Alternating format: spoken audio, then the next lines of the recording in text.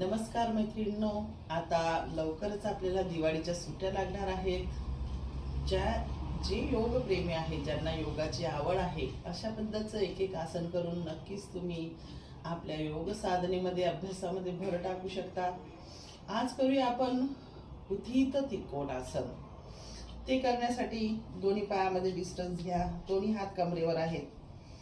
लक्षात घ्या, डावा जो पाय आहे आपला सरळ असेल, उजवा पाय आहे तो 45 अंशाच्या कोनात.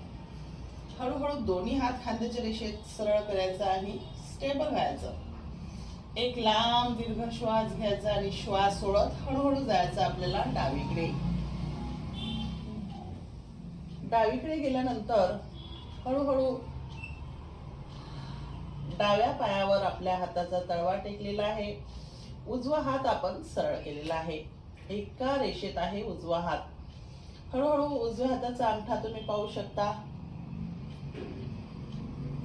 आसन स्थिती स्थिर.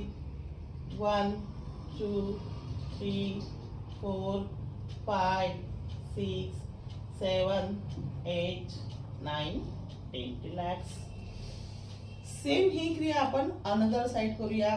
पुन्हा दोन्ही हात खांद्याच्या रेषेत. उजवा पाय सरळ आहे, डावा पाय 45 अंशाच्या कोनात आहे. दोन्ही हात खांद्याच्या रेषेत आहे आणि हळूहळू उजवीकडे झुकून आपण हळूहळू जाणार आहोत खालच्या दिशेला.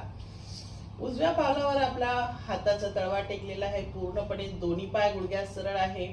आता हा डावा हात तुम्ही असाही ठेवू शकता किंवा अगदी खांद्याच्या रेषेत सरळ कानाच्या जवळ असाही ठेवू शकता.